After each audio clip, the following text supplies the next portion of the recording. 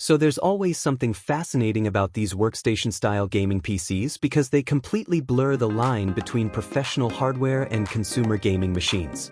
At first glance, this system looks incredibly powerful for the price. Tons of storage, a 12-core processor, dedicated graphics, modern wireless connectivity. It checks a lot of boxes immediately. But once you start understanding what's actually inside this machine, the story becomes much more interesting.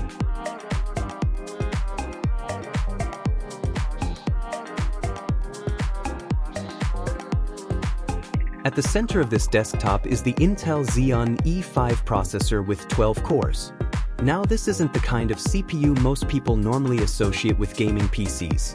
Xeon processors were originally designed for enterprise systems, servers, and professional workstations where reliability and heavy multitasking are more important than maximizing gaming frame rates. And then there's the graphics card. Instead of a traditional GeForce gaming GPU, this system uses the Quadro M4000. Again, that's professional hardware. Quadro cards were made for designers, engineers, architects, 3D artists, and video production environments. They prioritize stability and rendering workloads over gaming optimization. So naturally, the big question becomes, can a machine built around workstation hardware still provide a good gaming experience today? And surprisingly, in some situations, yes. Before even getting into gaming, the overall usability of this PC actually feels very modern. Windows 11 boots quickly thanks to the 512GB NVMe SSD, applications launch fast, and the entire desktop experience feels responsive. For daily productivity tasks like web browsing, multitasking, editing documents, streaming content, and running creative software, this thing feels way smoother than many people would expect. The 16GB of DDR4 memory also helps a lot here. That's still a comfortable amount of RAM for gaming, editing, and multitasking in 2026. You can keep multiple applications open without the system immediately slowing down, and overall responsiveness remains pretty solid throughout heavier workloads. One of the biggest highlights is definitely the storage setup.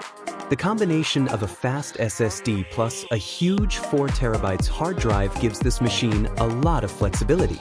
You can keep your operating system and favorite applications on the SSD for speed while storing massive game libraries, editing projects, videos, and files on the larger drive without constantly worrying about running out of space. And honestly, having that much storage already included feels really refreshing at a time when many systems barely give you enough room for a handful of modern AAA games. Connectivity is also surprisingly updated here. Wi-Fi 6 support means faster and more stable wireless internet performance, while Bluetooth 5.4 makes connecting accessories quick and simple. These additions help the system feel much newer than the hardware generation would normally suggest. Now, when it comes to gaming performance, this is where expectations need to stay realistic. This system absolutely can run games, but it's important to remember that the Quadro M4000 was never specifically built for gaming workloads. Competitive titles and lighter games generally perform well, especially at medium settings. Games focused on esports or optimized engines can still deliver a smooth and enjoyable experience. But modern graphically demanding AAA games are definitely more challenging for this setup. You'll likely need to lower graphics settings, adjust resolution scaling, and make compromises if you want stable gameplay in newer releases. And honestly, that's completely expected considering the type of GPU this system uses. Where this machine really begins to stand out again is in creative and professional workloads. Video editing software, rendering programs, CAD applications, 3D modeling tools, and productivity-focused tasks benefit from the workstation-oriented design. The Xeon processor handles multi-threaded workloads surprisingly well, and the Quadro graphics card still has strengths in professional acceleration tasks. So this PC ends up living in a really unique category. It's not purely a gaming desktop, and it's not exclusively a workstation either.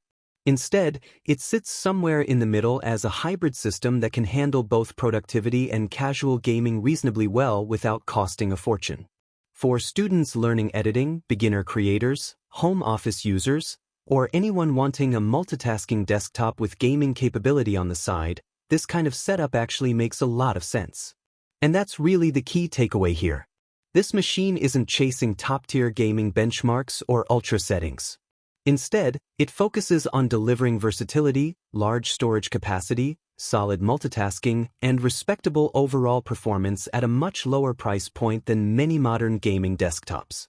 For the right user, that balance could honestly be more valuable than raw gaming power alone.